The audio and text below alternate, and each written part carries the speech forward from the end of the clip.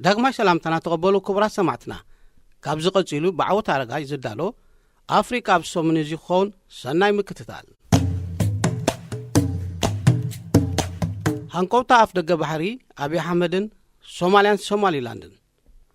ዝሓለፈ ሶኒ ሓደ ጥሪ 2024 ኢትዮጵያ አፍ ደገ ባሕሪ ክትጥቀም ዘኽእላዊ ዕልሚ ሶማሊላንድ ከም ዝኸተመት ገሊጻ እቲ ስምምዕ ኢትዮጵያ ንወደብ በርበራ ን50 ዓመት ክትጥቀመሉ አማሲዩ ኢትዮጵያን ሶማሊላንድ ከም ሃገር አፍልጦ ክትህባን ኣብ መገዲ ኣየር ኢትዮጵያ ብርክ ክህልዋን ዘኽእል እዩ።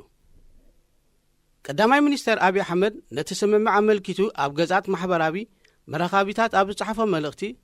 ፈጣሪ ይመስገን ጥራይ እምበር ካልእ እንታይ ክበሃል ይከኣል ብምባል መንግስቲ ንህዝቢ ብዝኣተዎ መብጻዕ መሰረት ምስ ሶማሊላንድ ብዝተገበረ ስምምዕ ኣፍ ደገ ቀይሕ ባሕሪ ክረክብ ተኻኢሉሎ ኢሉ ኢትዮጵያ ክትጥቀመሉ እትባሃል ዘላ ወደባዊት ከተማ በርበራ ከምቲ አብይ አሕመድ ዝበሎ ኣብ ቀይሕ ባሕሪ ዘይኮነት ኣብ ህንዳዊ ውቅያኖስ ኣብ ወሽመጥ ዓድን እያ ትርከብ እንተኾነ እዚ ብዙሕ ኣገዳሲ ኣይኮነን እቲ ዘገድስ ኣካይዳ አብይ አሕመድ ንሶማልያ ይኹን ንቀርኒ ኣፍሪካ ኣብ ሓደጋ ይእቱ ምህላዊ እዩ። ኣቐዲሙ አብይ አሕመድ ኢትዮጵያ ኣፍ ደገ ባሕሪ ከም ዘድልያን ተፈጥራዊ መሰላ ምዃኑን ውዒሉ ሓዚሩ ድማ ወናኒት ባሕሪ ክትኮን ምዃና ኮይኑ ተሪፉ እውን 120 ሚልዮን በፂሑ ዘሎ ህዝቢ ኢትዮጵያ 150 ሚልዮን ኣብ ዝበፅሐሉ ኣፍ ደገ ባሕሪ ካሓትቱ ብምባል ብዝሒ ህዝቢ ከም መፈራርሒ ተጠቂሙሉ ነይሩ እዩ። ኣብ ዓለም 44 ሃገራት ኣፍ ደገ ባሕሪ የብለን ኣፍ ደገ ባሕሪ ክጥቀማ ድማ ዓለም ለኻዊ ሕጊ ብምጥቃም ምስ ጎራብተን ተሳሚዐን ይጥቀማ። ኢትዮጵያ በደባዊ ግጭት ምስ ኤርትራ ዝነበራ ዝምድናን ምስ በተቐት ዝሓለፈ 26 ዓመት ወደብ ጅቡቲ ክትጥቀም ጸኒሓ እያ። ሃንደበታዊ መግለጺ ድሌት ባሕሪ አብይ አሕመድ ንጎራብቲ ሃገራት ኩናት ዳርጋ ምእዋጅ እዩ። ሕጂ ድማ ምስ ሶማሊላንድ ዝገብሮ ውዕል ሃገር ሶማል ኣብ ተፋተት ይትይዎ ይርከብ። እቲ ጸገም ኣካል ሶማል ዝኾነ ሶማሊላንድ ንገዛእ ርሳ ናጽ ሃገር ምዃና ኣውጃ እኳ ትኸይድ እንተሃለወት ብሶማልያ ይኹን ካልእ ሃገር ኣፍልጦ ኣይተዋህባን። ውድብ ሕብራት ሃገራት ይኹን ሕብረት ኣፍሪካ ካልኦት ውድባት እውን ኣፍልጦ ኣይረኸበትን። ሶማሊላንድ ካብ ኩለን ሃገራት ቀርኒ ኣፍሪካ ንላዕሊ ዝሓሸ ዲሞክራሲያዊ ዝሃነጸት ናይ ገዛእ ርእሳ ባጤራ ሰራዊት ፖሊስን ካልኦን እትውንን ካብ 1991 ንድሓር ብ4 ፕሬዝደንታት ዝተመርሐት ኣብ ግጭት ዝተመልኦ ቀርኒ ኣፍሪካ ሰላማዊ ደሴት እኳ እንተኾነት ብቴክኒካዊ መዳይ ግን ኣካል ሃገር ሶማልያ ኢትዮጵያ ብቐጥታ ምስ ሶማሊላንድ ኣብ ስምምዕ በጽሐ እሞ ድማ ከም ሃገር እንተፈሊጣታ ምስ ሶማል ኣብ ቀጥታዊ ግጭት ዝመርሑ ኩነታት እዩ ክፍጠር። በዚ ምኽንያት ካብ ፕሬዝደንት ሶማልያ ሓሰን ሼክ መሐመድ ክሳብ ተራ ህዝቢ ሶማልያውያን ነቲ ውዕል ዝቃወምዎ ዘለዉ። ሶማልያ ብኢጣልያን ብብሪጣንያን ዝተገዘአት ሃገር እያ። ጣልያን ኢጣልያ ሶማሊላንድ መግዛእቲ ብሪጣንያ ሶማሊላንድ ይበሃላ ነይረን። ሶማልያ ኣቐዲማ ብኢጣልያ ትግዛእ ዝነበረት ድሕሪ ካልኣይ ኩናት ዓለም ናብ መግዛእቲ እንግሊዝ ዝተሳገረት ኢጣልያ ሶማሊላንድ መግዛእቲ ብሪጣንያ ዝነበረት ብሪጣንያ ሶማሊላንድን ኣብ 1 ሐምለ ብ1960 ናጻ ብምውፃእ ሓቢራ ከም ሓንቲ ሃገር ሪፐብሊካዊት ሶማልያ ኮይና ቆይማ። ሶማልያ ኣብ መወዳእታ 1969 ብዝተኻየደ ወተሃደራዊ ዕልዋ ወተሃደራዊ መራሒ ሰይድ ባሬ ናብ ስልጣን ድሕሪ ብምምጻእ እታ ሃገር ንልዕሊ 30 ዓመታት ብኹናት ሓድሕድ ግብረ ሸበራዊ መጥቃዕትታት ጥሜትን ዓፀቦን ድሕሪ ምክያድ ኣብ 2012 መሰጋገሪ መንግስቲ ብምዃም ኣብታ ሃገር ምርጋእ ክሰፍን ክትጻዓር ጸኒሑ እዩ። ሶማልያ ዛጊት ክትረጋጋእ ዘይከኣለት ብብዙሓት ከም ውድቕቲ እትረአ ሃገር እያ። ኣዝዩ ጸጋማዊ መርገጺ ዝነበሮን ኣብ መግዛእቲ ጣልያን ፖሊስ ዝነበረ ሜጀር ጀነራል ሳይድ ባረ ኣብ 1969 ደማዊ ወታደራዊ ዕላ ብምግባር ብህዝቢ ዝተመረጹ ፕሬዝደንት ሼክ ሙክታር ማሕሙድ ሑሴንን ቀዳማይ ሚኒስተር መሐመድ ኢጋልን ካብ ስልጣን ከም ዝወርዱ ብምግባር ኣብታ ሃገር ን21 ዓመታት ማርክሳዊ ሌኒናዊ መንግስቲ ኣቂሙ። ንሰይድ ባረ ካብ ስልጣን ምውራድ ሓየሎ ብእንዳታት ዝቆማ ዕጡቓት ጉጅለታት ኣብ ልዕሊ ሰራዊት እታ ሃገር ብኩሉ ሸነኻት መጥቃዕቲ ክካየዳ ብምጅማረን እታ ሃገር ናብ ኩናት ሕድሕድ ተሸሚማ ኣብ 1991 ድማ ሰይድ ባረ ካብ ስልጣን ክእለ ተገዲዱ። እንተኾነ ኣብ ውሽጢ እተን ብእንዳ ዝቆማ ሓይልታት ስምምዕ ክበጻሕ ብዘይምኻሉ ናይ ስልጣን ሃጋፍ ብምኽሳቱ ሶማልያ ናብ ዝገደደ ኩናት ሓድሕድ ተሸሚማ። ንኹነታት ሶማልያ ንምርጋእ ኣብ 1992 ወተሃደራት ሕብራት መንግስታት ኣሜሪካ ዝርከቦም ካብ ዝተፈላለየ ሃገራት ዝተዋጽኡ ዓቃብ ሰላም ሰራዊት ውድብ ሕብራት ሃገራት ናብቲ ሃገር ኣትዩ ኣብ ልዕሊኡ ድሕሪ ዝተገበረ መጥቃዕታት ዝወረዱ ክሳራታት ድማ ኣብ 1995 ተቐሊሉ ካብቲ ሃገር ክወፅእ ተገዲዱ ኣብ ሶማልያ ሓያሎ ወተሃደራት ዝኸሰረት ኣሜሪካ ድማ ኣብ ሶማል ድሕሪ ዘጋጠማ ክሳራ ወተሃደራታ ከም ዓቀብቲ ሰላም ናብ ዝኾነ ሃገር ካብ መልኣኽ ተሓሪማ ማእኸላይ መንግስቲ ዘይነበራ ሶማልያ ብሃይማኖታውን ባህላውን ሕግታት ክትመሓዳደር ብምጽናሓ ከም እስላማዊ ቤት ፍርዲ አልሸባብ ወራሪ ኢትዮጵያ ዓቀብቲ ሰላም ሕብራት ኣፍሪካ ሕጂ ድማ መሰጋገሪ መንግስቲ ተባራሪም ብመገዲ መቐዲሾ ነታ ሃገር ክመሓድሩ ጸኒሖም እታ ሃገር ዘርጂርካ ዘይውዳእ ውረድ ደይብ ዝመልኦ ነዊሕ ታሪክ ኣሕሊፋ እኳ እንተኾነት ሕጂ እውን ዛጊት ሙሉእ ብምሉእ ኣይተረጋገእትን ዘላ ኣብ ሰሜን እታ ሃገር ኣብ 1998 እውን ፑንትላንድ ናጽነታ ኣውጃያ እንተኾነ ንሳውን ዓለምለኻዊ ኣፍልጦ ኣይተዋሃባን ካብ ሶማልያ ብምፍላይ ብ18 ጉንበት 1991 መራሒ ሶማልያ ነበር ሳይድ ባረ ካብ ስልጣኑ ድሕሪ ምእላዩ ናጽነታ ዝኣወጀ ሶማሊላንድ ብውድብ ሕብራት ሃገራት ይኹን ብመንግስቲ ሶማልያ ኣፍልጦ እኳ እንተዘይተዋህባ ምስ ሶማልያ ብምዝማድ ብቁጠባ ይኹን ብጸጥታ ተረጋገ ኩነታት ጸኒሓ እያ ናይ ገዛ ርእሳ ሰራዊትን ባጤራ እትውንን ሶማሊላንድ ብውድብ ሕብራት ሃገራት ኣፍልጦ ብዘይ ምርካባ ዋላ እኳ ንገዛ ርእሳ ናጻ ሃገር ኢላ እንተኣወጀት ብኩነታዊ ወይ ቴክኒካዊ ልዕላዊት ኣካል ሶማልያ እያ ትቁጸር በዓለ እውን ኣብ ትሕቲ ሶማልያ ከም ዝኾነት እያ ትቁጸር ሶማሊላንድ ናጻ ሃገር እንተኾይና መጀመርያ ናይ ሶማልያ ኣፍልጦ ብዓብዩ የድልያ ነዚ ግን ብወገን ሶማልያ ፈጺሙ ክግበር ዘይሕሰብ እዩ ሶማሊላንድ ሓደ ካብቲ ናጻ ሃገር ክገብራ ዝኽእል ረቑሒታት ንበይና ግዛኣት ብሪጣንያ ብምባራ እኳ እንተኾነ ብሪጣንያ ኣብ ትሕቲ ጣልያን ንዝነበረት ሶማልያ ካብ 1941 ክሳብ 1960 ብምግዛእ ንኽልቲአን ሶማልያ ብሓባር ትገዝአን ብምንባራ ናብ ሓንቲ ሃገር ክትጥርንፈን ብምስምዐን ሶማሊላንድ ብምኽኒት መግዛእቲ ዶባት ናጻ ሃገር ክትከውን ዘይካለት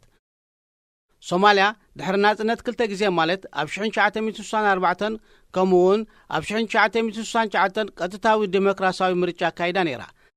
ሶማሊላንድ ናጻ ዘይኮነት ሃገር እያ ዝኾነ ምስ ካልእ እትገብሮ ስምምዓት ምረቓ ሶማልያ ክትረክብ ዘለዋ እንተዘየለ ልዕላውነት ከም ምትንካፍ እዩ ዝቝጸር ቀዳማይ ሚኒስተር ኢትዮጵያ ኣብዪ ኣሕመድ ነዚ ኩሉ ታሪኻዊ ምዕባለታት ብምጥሓስ ምስ ሶማሊላንድ ዝገብሮ ስምምዕ ከተግብር እንተፈቲኑ ምስ ሶማልያ ይኹን በቲ ጉዳይ ዝግደስ ማሕበረሰብ ዓለም ብቐሊሉ ኣብ ምስሓብ ከኣቱ ምዃኑ ኣይማትእን እዩ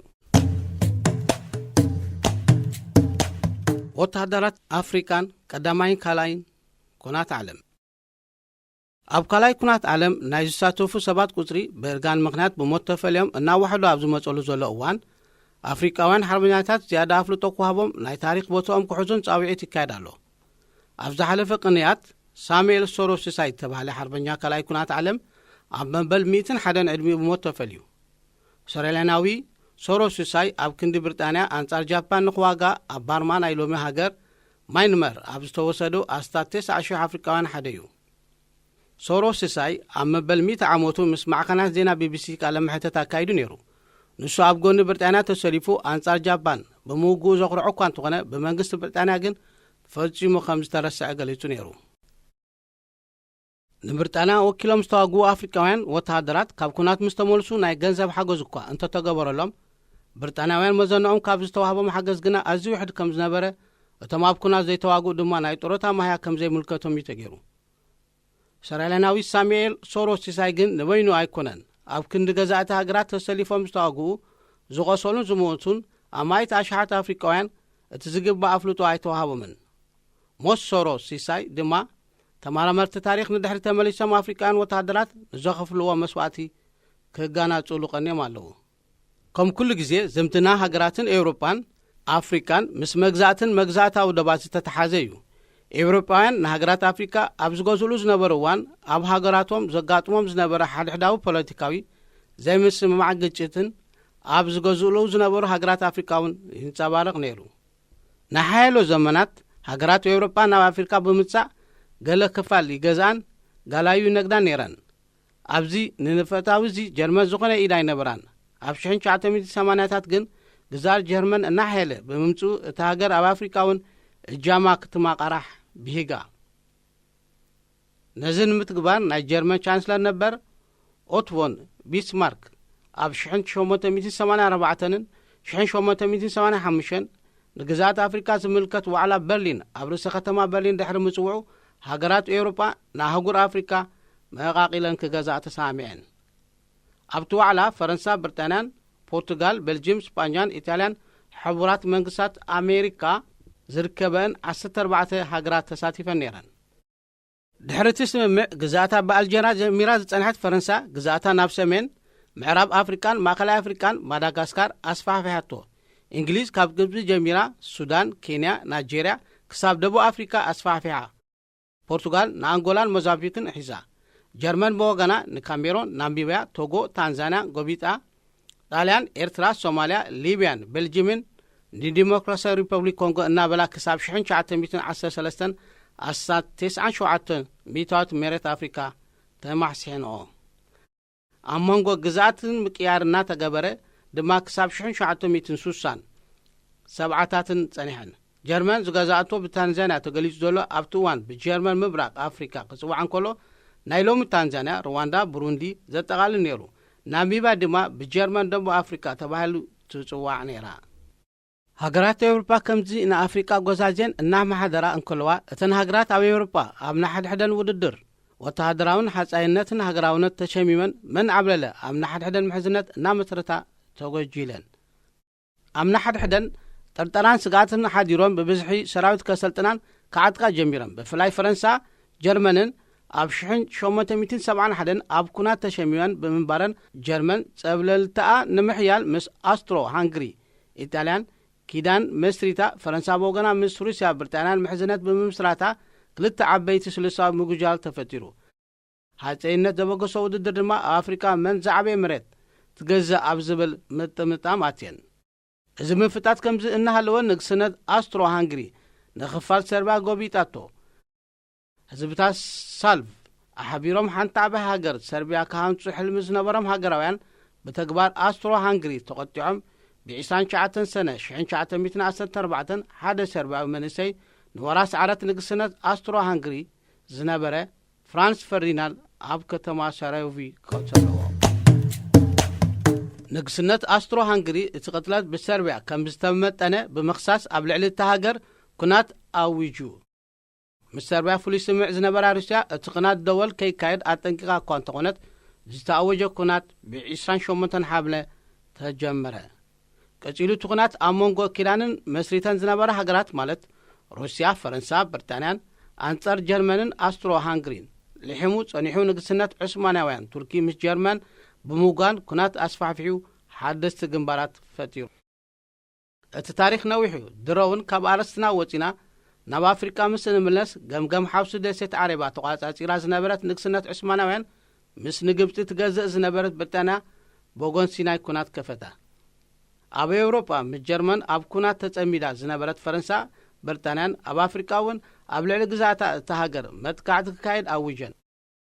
መጥካዕተን ብምዕራብ ኣፍሪካ ብምጅማር ማእኸላይ ሪፐብሊክ ኣፍሪካ ገዚኣ ዝነበረት ፈረንሳ ኣብ ልዕሊ ጀርመን ካሜሮን፣ ጋና ገዚኣ ዝነበረት ብሪጣንያ ድማ ኣብ ልዕሊ ጀርመን ቶጎ መጥካዕቲ ጀሚረን። ብሪጣንያ ብተወሳኺ ብምብራቕ ኣብ ልዕሊ ጀርመን ምብራቕ ኣፍሪካ ብደቡብ ድማ ካብ ግዛእታ ዝነበረት ደቡብ ኣፍሪካ ናብ ልዕሊ ጀርመን ደቡብ ኣፍሪካ ማለት ናሚብያ መጥካዕቲ ጀሚራ። እንተኾነ ብሪጣንያ ኣብ ደቡብ ኣፍሪካ ካብ ዝነበሩ ኔዘርላንድስ ዝመበቀሎም ጻዕዱ ኣፍሪካንስ ጎሪላዊ መጥካዕቲ ክወዶም ብምጅማሩ እቲ ዞባ ናብ ኩናት ተሸሚሙ። ጀርመን ኣብ ሰሜን ኣፍሪካ ግዛእ ስለ ዘይነበራ ኣብ መጀመርታ እቲ ዞባ ኣብ ዝተራቐ ኩነታት ነይሩ። ጸኒሖም ደቀባት ኣንጻር ገዛእቲ ብምልዓል ክጅምር እንከሎ ዑስማናውያን ቱርኪ ድማ ክሕግዝዎም ጀሚሮም። ነቲ ዞባ ዝገዛእ ዝነበራ ኢጣልያን ፈረንሳን ድማ ኣብ ኩናት ምስ ደቀባት ክገጥሙ ጀሚሮም። በዚ ኩነታት ንኣብነት ዓስከር ጣልያን ተባሂሎም ናብ ሊብያ ዝተወሰዱ ኤርትራውያን ዓስከር ይርከብዎም። ቀዳማይ ኩናት ዓለም ን4 ዓመትን 3 ወርሕን 2 ሰሙን ክካይድ እንከሎ ጀርመን ከምቲ ኣብ ኤውሮጳ ዝተሳዕረቶ ኣብ ኣፍሪቃ እውን ኢዳ ሂባ። ወተሃደራት እቲ ሃገር ኣብ ሓያሎ ግንባራት ነዊሕ እዋን እኮ እንተመከቱ ኣብ መወዳእቱ ግን ተሳዒሮም ዝገዝዎን ዝነበሩ ሃገራት ድማ ብብሪጣንያን ፈረንሳን ተማቒሎመን።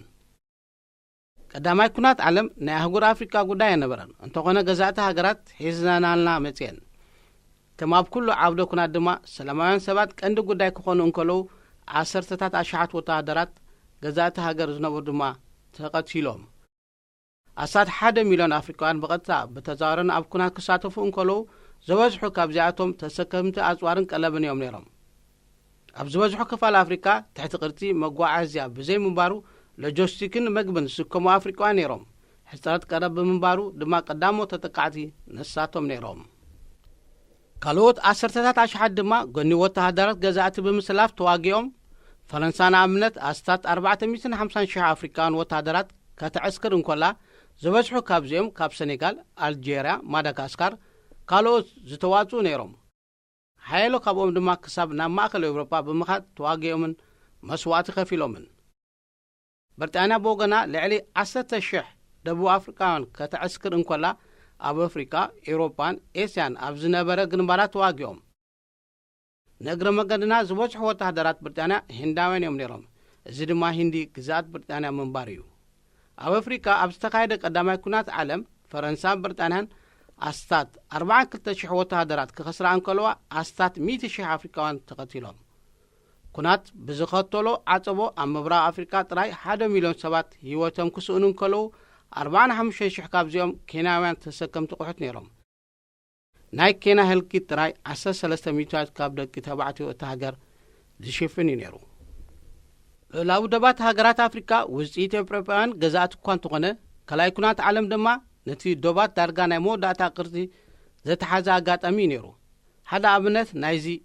جرمن مبرا أفريقيا زوج زنبرة هذا جزات لو مثلسته هاجرات مالت تنزانيا رواندان بروندين كوينان ألوا قدامي كونات عالم أب 28 سنة شحن شعتن 210 شعتن بستقايد وعلى السلام بوقع تزازيمو بمسارة التوعل السلام جرمن كونات نزكايدت لن هاجرات كحساقت كفل حيزاتو زنبرت 25 شح 40 كيلومتر نقراب تهاجر كتركب بزح سراويتا تعاتق أزوارن قدب كل وزبل نيرو وعلى السلام قدامي كونات عالم 4 كلتن هاجرات زحقفة محبر مالت ليج اوف نيشن وليدو علامة زي محبر عالم لخاو قجت بديمبلوماسياوي مقدم نفتح زعلم نيرو انتقنا حبرات منقصات أمريكا نابت محبر كم زي تنبر دحر مقلازة تمحبر دوخمن زي وصيتن كوينو جرمن بستبين الله فردي حقوستا عين برتن قطبا انام همنا بممصو نوع السلام باب قرب كتفرسو جميرا ليج اوف نيشن دما ابلعلي ازغونه تقبر بزي مخالو أدولف هتلر حدا خابتم قبل على الجرمن تبين فردي بتر زقام زنبرة خون كله بزيادة حيل وقصقاس أبشحن شعته 133 شانسلر جرمن كوينو تمريسو أيتنحن أدولف هتلر شابو وعلى السلام بمفراس سراويت حيل بحرن حيل عيرن هاجرو بقولتف كهانتون قعدكون جميرو أبشحن شعته 138 أستراليا كفال تشيكوسلافيا تقاضاتيرو مسكاب إيرترا تبيجيسان أبسينا نايلوم إثيوبيا وريراز نبرت إيطاليان نخفال تشاينا زحت جابان كيدان مستيتو بمقصان نبولاند تقاضاتيرو فرنسان برتانان كابزورو مريت دخن سحب صويعن